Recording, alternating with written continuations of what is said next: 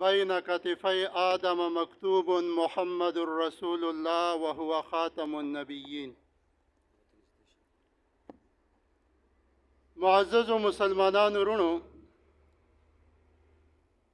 آدم علیه السلام دنیا لا تشریف راوړو او د آدم علیه السلام د دواړو ولو په منځ کې یو مهر لګېدلی و.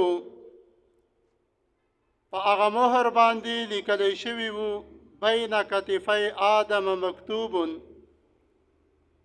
محمد رسول الله وهو خاتم النبیین، چې نبی صلی الله علیه وسلم دا د الله جل شانه آخري نبی دی. او د علماء کرامو نه تاسو اوریدلی چې د نبی صلی الله علیه وسلم د دواړو ولو په منځ کې یو مهر نبوت لګېدلی و او په هغه باندې محمد رسول الله لیکلی شوی و. علماء کرام د دغو دواړو حدیثونو په منځ کې تطبیق کوي او د دې نه د ختم نبوت تعریف هغه ذکر کوي چې د نبوت کومه سلسله په جناب نبی کریم صلی الله علیه وسلم باندې تمامه شوې ده. د نبوت ابتدا په آدم علیه السلام باندې شوې وه او د نبی صلی الله علیه وسلم نه بعد الله جل شانه دنیا ته بل نوی پیغمبر هغه نه رالیږي. دې ته عزتمندو عقیده ختم نبوت ویلی کیږي. عقیده ختم نبوت اهمیت سید عطاالله شاه بخاری رحمت الله علیه هغه ذکر کړی دی چې دغه عقیده په اسلام کې د یو بنیاد حیثیت لري او په ګول دایره کې د یو مرکز حیثیت لري او په دغه عقیده باندې د اسلام بنیاد دی. د دې نه علاوه عقیده توحید، عقیده رسالت، د ملائکو وجود او دغه شان د قیامت، جنت او جهنم دا ټول عزتمندو په عقیده ختم نبوت باندې ولاړ دي. او بخاری صاحب رحمت الله علیه فرمایل که چیرته دا عقیده د منځه لاړله بیا چې کوم دی د اسلام وجود نه پاتې کیږي. مزید وضاحت لپاره هغه یو مثال ذکر کوي چې په دنیا کې چې کله میر راوخیږي بیا د نورو رڼاګانو ضرورت نشته دی. نو د نبی صلی الله علیه وسلم حیثیت دا په دنیا کې د میر په شانته دی چې کله میر راوخیږي هر طرف ته رڼا جوړه شي. دغه شان د نبی صلی الله علیه وسلم هغه چې دنیا ته راغللو په نبی صلی الله علیه وسلم باندې د ټولو کمالاتو انتها وشوله، د نبوت او د رسالت انتها وشوله. دغه ته عزتمندو عقیده ختم نبوت ویلی کیږي. دا دومره مبارکه عقیده ده. د دې عقیدې دپاره الله جل شانه په قرآن مجید کې 100 آیاتونه هغه نازل وفرمایل او جناب نبی کریم صلی الله علیه وسلم په مختلفو موقعو باندې 210 ځلې دا وفرمایل چې زه آخري نبی یم او د ما نه بعد وی الله جل شانه بل نبی هغه پیدا کوي نه. د دغه عقیدې دپاره صحابه کرامو یو جنگ کړی دی، هغه د جنگ یمامي په نامه باندې یادیږي. حضور صلی الله علیه وسلم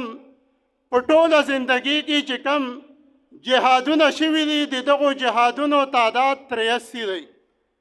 په 83 جهادونو کې 27 غزوات هغه شریک دي او د دې نه علاوه سرایه دي. غزاوات هغه جهادونو ته ویل کېږي چې په کومو جهادونو کې نبی صلی الله علیه وسلم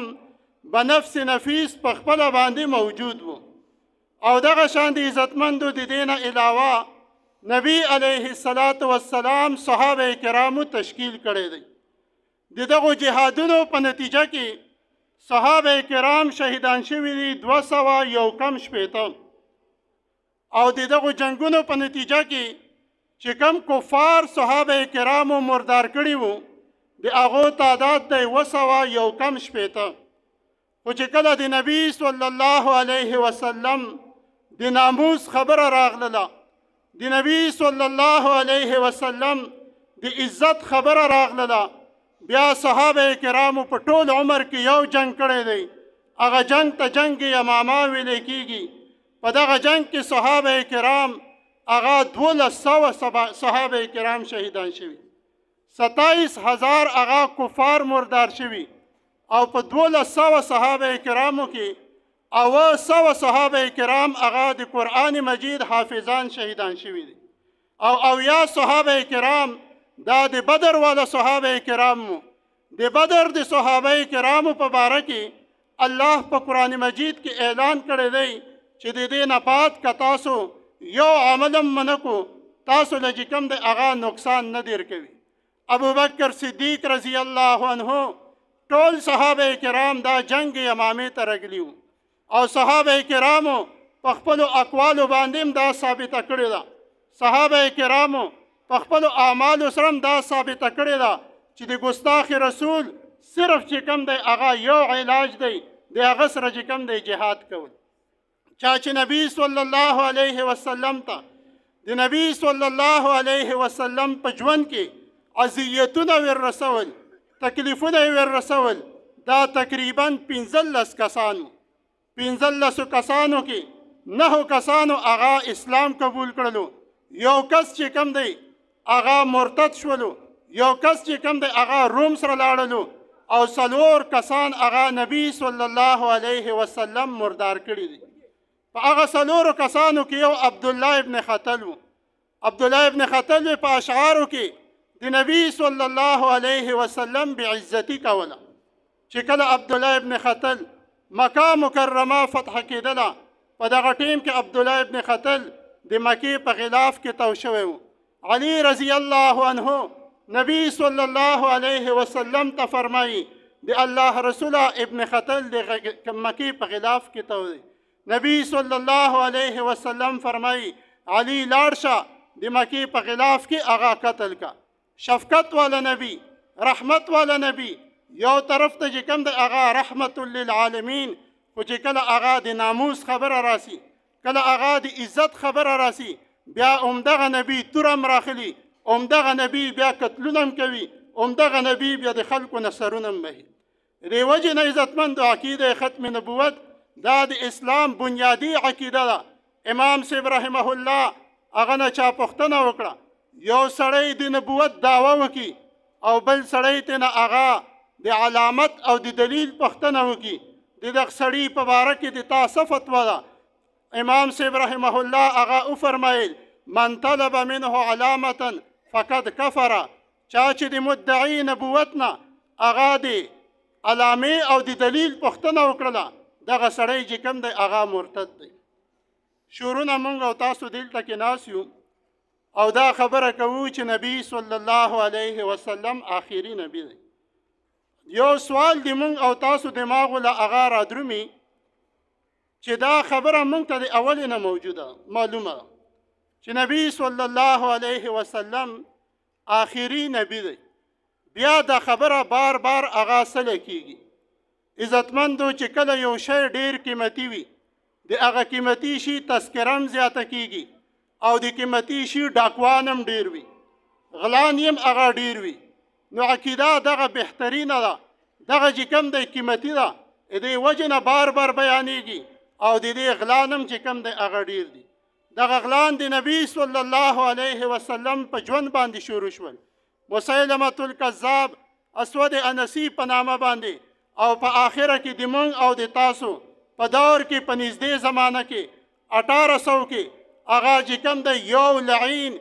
ابن لعین هغه د نبوت دعوه وکړله دا د مرزا غلام احمد قدیانی په نامه باندې یادېږي مختلفې دعواګانې کړي دي آخري دعوا د په 1900 کې کړې وه چې زه مستقل صاحب شریعت هغه نبی یم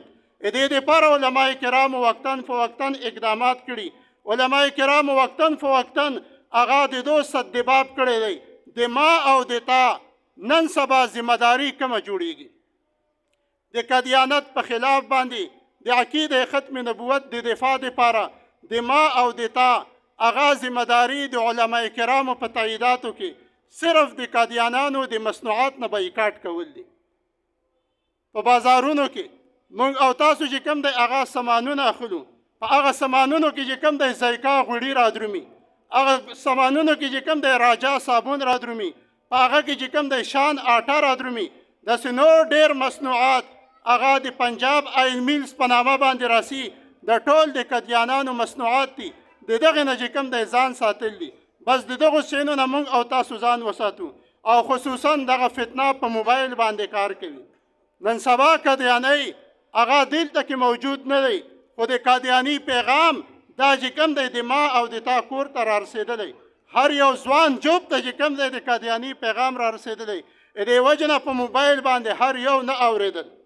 هر یو په موبایل باندې نه اورېدل د مرزا جهلمی په نامه باندې د ایمان غله چې کوم دی هغه ناست دي جاوید غامدی په نامه باندې د ایمان غله چې کوم دی په موبایل باندې ناست دي د قادیانانو مختلف چینلونه هغه چې کوم دی په موبایل باندې کار کوي د دې وجې نه عزتمندو په دغه فتنو باندې ځان خبرول دي او د دغو فتنو نه بیا چې کوم دی ځان ساتل دي صرف په دغه مقصد باندې دا اجتماعات قایمیږي د دې دپاره چې کوم دی هغه دغه علما کرام تاسو راجمع کوي نو هر یو سړی چې کوم دی عزم وکړي یو خو د قادیانی مصنوعاتونه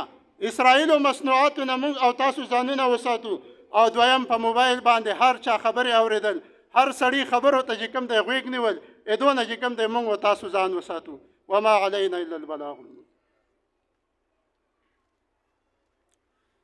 جزاک الله دا مولانا